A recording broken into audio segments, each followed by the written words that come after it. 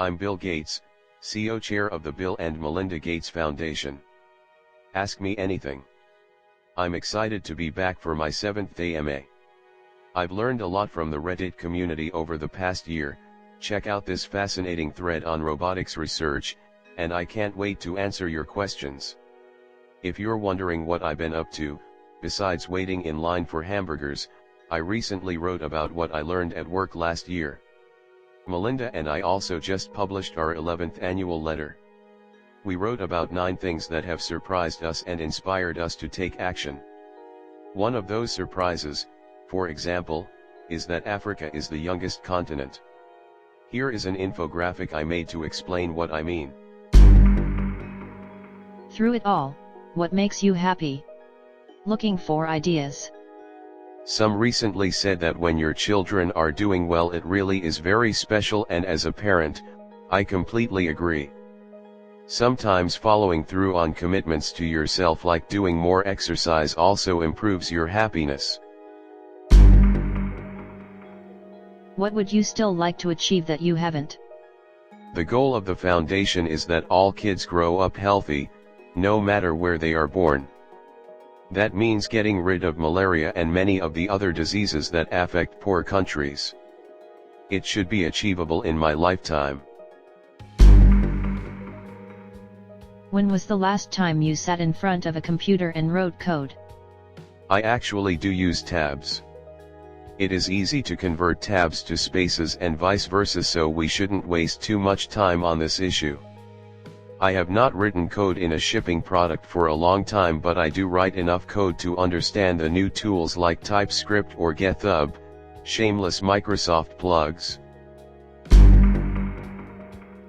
It's well known you are an avid reader. What are a few books that come to your mind when asked to recommend reading materials for anyone that can have a true impact on their life, either professionally or personally? It's awesome to see you here too. Thank you. I read a lot of nonfiction. There are so many great books. I do reviews on gatesnots.com. I am reading Hacking Darwin now, about gene editing getting very popular and what policies should control the usage. I love books that explain things like Smill's Energy and Civilization or all of Pinker's books. Factfulness by the Roslings is very readable, a great place to start to get a framework for the progress of humanity. What's a piece of technology that's theoretical now that you wish you could make possible immediately? Thanks in advance, and thank you for all of your humanitarian efforts.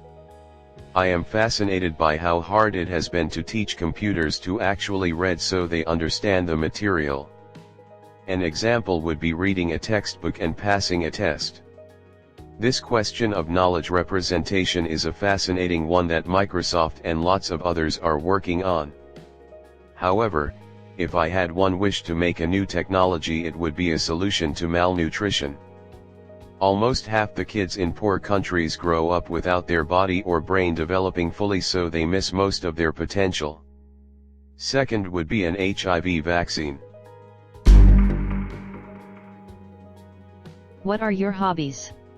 Nothing work-related. I play tennis and bridge. Tennis is good exercise. Bridge is a great game but not as popular with young people as it used to be. I read a lot, but I am not sure that is a hobby. The internet is fascinated by seeing you do normal things, like wait in line for a burger. But what's the most treat yourself rich guy thing that you do? I have a nice house. It includes a trampoline room which seems kind of over the top, but my kids love using it to work off their excess energy. I am not sure how guilty I should feel about being in a great house. The other thing is that I sometimes use a private jet. It does help me do my foundation work, but again it is a very privileged thing to have. Do you think being a billionaire has made you a happier person than if you were just a middle-class person? Yes. I don't have to think about health costs or college costs. Being free from worry about financial things is a real blessing. Of course, you don't need $1 billion to get to that point. We do need to reduce the cost growth in these areas so they are accessible to everyone. Do you think you could jump that chair 20 years later? I would have to pick a somewhat shorter chair. I used to jump in and out of a plastic garbage can, but I know I can't do that anymore. If you could go back in time and give your younger self advice, what would you say? I was overly intense and socially inept. I would try and make myself more self-aware without getting rid of the focus and desire to learn. You get a chance with your kids to help them avoid the mistakes you made. Since online courses are on the rise, what is your outlook on the future of education? Online is a great thing to complement what teachers do. If a student is highly motivated, then you can do a lot of the learning online. The old approach to homework, which was paper-based, can be replaced by online. There are some great online courses. However, so far that material hasn't helped reduce dropout rates from high school or college by engaging students in a better way. Our foundation funds a lot of new work in this area, so I am hopeful that it will make a difference. What do you think the greatest threat to humanity is at this moment? There are some things that aren't likely but we should worry about: nuclear bombs and bioterrorism, from nation states, or terrorism, or a big pandemic. This is the 100th anniversary of the Spanish flu, and if it came back, the amount of travel would make it spread faster than it did last time. Once you get past those threats, then the biggest question is global cooperation to avoid climate change and reduce the risk of war.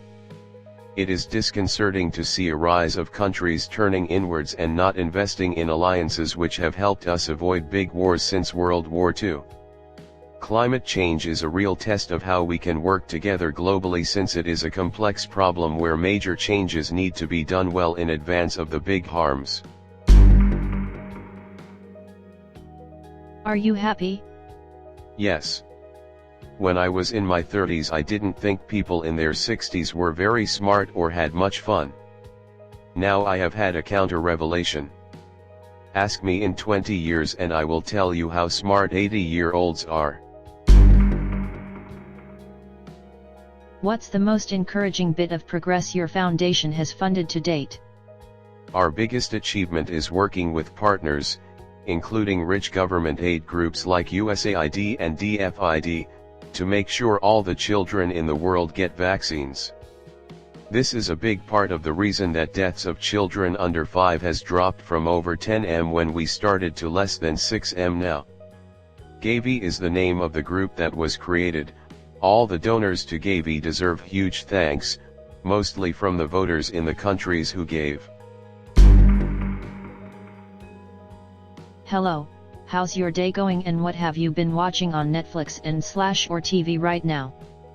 Melinda and I watch things like Silicon Valley, This Is Us, A Million Little Things. I watched The Americans with my son, too violent for Melinda. I watched Narcos by myself. Billions, Lie to Me, Friday Night Lights, American Vandal, Black Mirror. There are so many good shows. People tell me about them but I can't watch them all. Hello Mr. Gates. Thank you for doing this AMA. What are some common issues in poorer countries that isn't being talked about but need attention? What can the common person do other than donate money that would actually help these communities? Thanks. Martes. There are a lot of great organizations that help in poor countries like Save the Children, CARE, Rotary, World Vision, etc. My kids have given gifts where heifer and techno serve by chickens or other livestock for families to lift them up. Hi Bill, I love that you are taking part in this conversation. You and Melinda have been a big role model of mine for a while, so I'm so happy to see this. My question is related to this original commenter's comment, so I thought I would leave it here. Is there something that is incredibly important in your opinion that hasn't garnered as much interest generally as it should have? This can be financial, economic, humanitarian, political, etc. Thank you for your time, it's much appreciated. In the US, I would say getting bipartisan consensus on how to reduce healthcare costs is a critical issue that doesn't get enough focus. It does require looking at the numbers and studying what other countries do well. Hi Bill, what do you think about Rutger Bregman's recent comments at Davos? Is it even possible for governments to compel billionaires to pay their fair share of taxes, even if they wanted to? As far as I know, most billionaires, and other people, comply with tax laws. There should be more transparency so it is clear who owns what and how loopholes are reducing tax collection. Countries need to work with each other on this. It is pretty amazing how few countries have estate taxes, even China doesn't have one. What do you think can be done to combat the anti-vax movements? Our foundation does a lot of work to get vaccines to all the children in the world, and there has been great progress. It is surprising to see how in the richer countries the consensus that kids should be protected has been lost. Unfortunately, this will mean some measles or pertussis deaths. Hopefully, that will help get over the negative stories that circulate. Vaccines have saved more lives than any other tool. Our foundation is working on vaccines for malaria, HIV, and TB, which will make a huge difference. What do you think you, personally, should be paying in taxes each year? I think our system can be a lot more progressive, that is, richer people paying a higher share. A key element is making capital gains taxation more like ordinary income.